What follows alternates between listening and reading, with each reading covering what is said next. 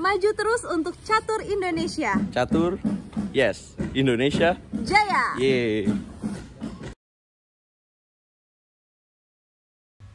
Hai sobat pencinta catur, welcome back to RL Chess. Terima kasih buat kalian yang udah klik video ini, pastikan menonton terus sampai habis. Kalau saya udah ajak teman-teman untuk mengikuti para pahlawan catur yang sedang berjuang di ajang SEA Games Vietnam 2022, kali ini RL Chess akan ajak sobat pencinta catur untuk nggak ketinggalan ya berita terupdate dari dunia catur internasional, ya dimana sedang ada turnamen Superbet Chess Classic Romania 2022. Nah, ini merupakan turnamen dalam rangkaian Grand Chess Tour. Jadi rencananya akan ada 5 turnamen besar yang ada dalam rangkaian Grand Chess Tour. 3 di Eropa dan 2 di Amerika. Total hadiahnya adalah 1,4 juta US dollar, teman-teman. Nah, sudah memasuki babak ke-7 dan di mana turnamen ini diikuti oleh 3 besar dunia ya, yaitu Alireza Firouzja sebagai unggulan pertama dengan elo rating 2804. Dia sangat disorot teman-teman, karena sejauh 6 babak Alireza belum memenangkan pertandingan. So ini sangat menentukan dan ini babak ke-7. 5 bulan Alireza tidak mengikuti turnamen, bagaimana dengan partai ini? Kita akan saksikan. Dan langsung saja lawannya adalah Dominguez Perez Linier, pecatur dari Amerika Serikat. Ali memulai dengan D4 dan dijawab kuda F6 oleh Dominguez.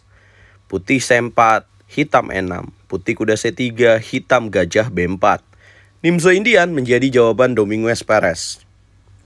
Kemudian Alireza pilih E3 dan hitam rokade pendek, putih gajah D3. Hitam D5, putih pion C makan D5. Hitam pion E makan D5 dan putih A3. Ini merupakan Nimzo Indian variasi klasikal ya teman-teman, dengan variasi tukar pion D5. Lanjutkan ini hitam gajah D6 ya. Tidak memilih menukar dengan kuda ya, karena kalau sebagai pemain hitam kita lebih bagus gajah ke petak D6. Kemudian setup dengan C6 dan gajahnya tarik ke petak B8. Putih jawab dengan menteri C2, hitam C6. Putih kuda G2, hitam benteng E8. Putih gajah D2, hitam B6. Putih F3 dengan tujuan dobrak dengan E4. 2 pion center di tengah. Kemudian hitam tidak mengizinkan itu dan langsung taktis C5 dan juga memiliki ide C4.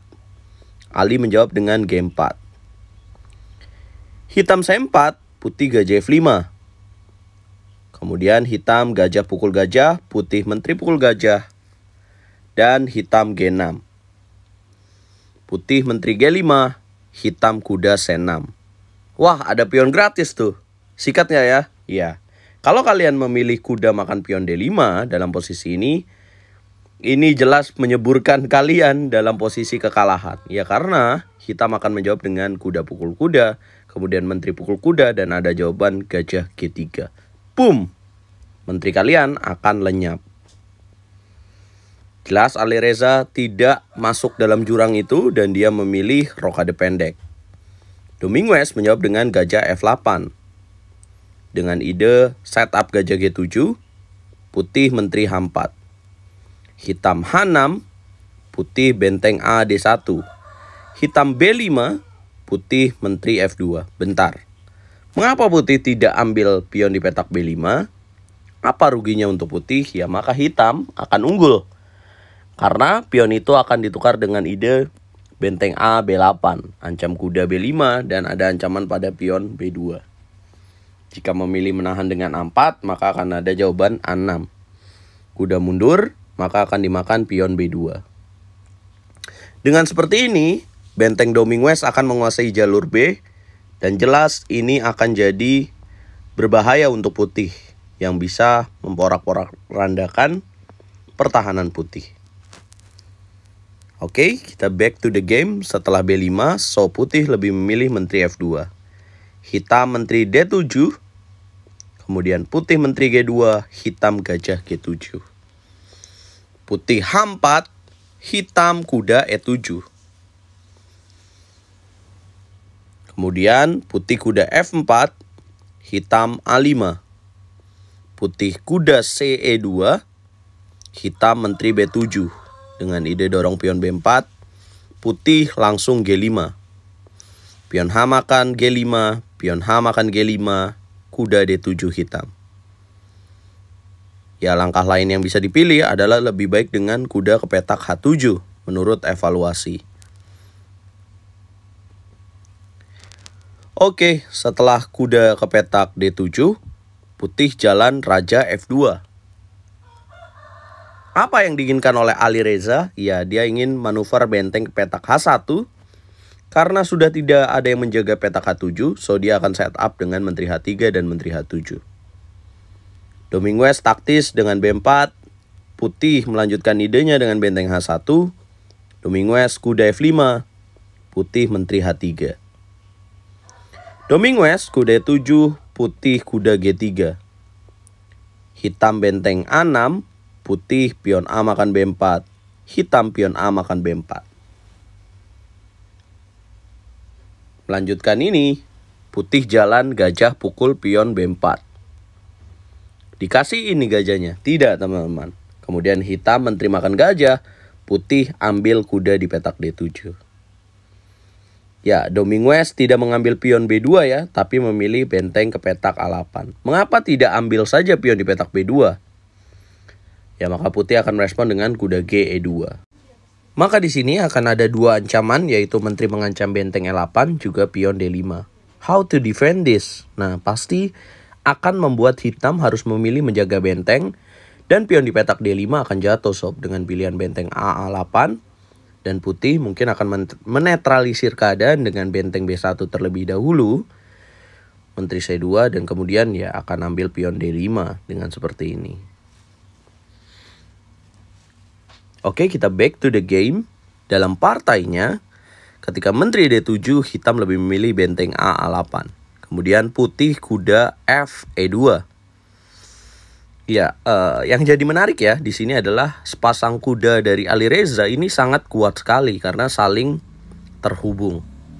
Kemudian ini mengamankan raja putih sehingga fokus putih bisa pada ancaman di jalur H-nya ini.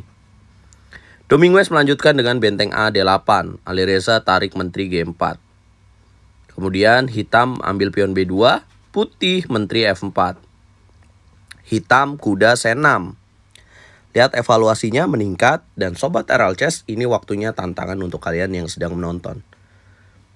Sobat RL Chess, bisakah kalian tebak apa langkah spektakuler yang dilakukan oleh Alireza Firouzja dalam partai ini, dalam posisi ini? Yes, tepat sekali adalah langkah benteng H7. Boom! Dia memberikan bentengnya gratis. Lalu apa yang akan terjadi kalau hitam ambil benteng di petak H7? Maka kematian akan menyusul hitam. Menteri F7 dan benteng ke petak H1. No one can handle this. No one can prevent this idea ya. Tidak ada buah hitam yang bisa mencegah ini. Dan ini pasti akan mat untuk hitam. Oke, kita back to the game karena dalam partainya pasti Dominguez tidak ambil benteng itu. Kemudian Dominguez memilih benteng E6. Alireza melanjutkan dengan menteri H4.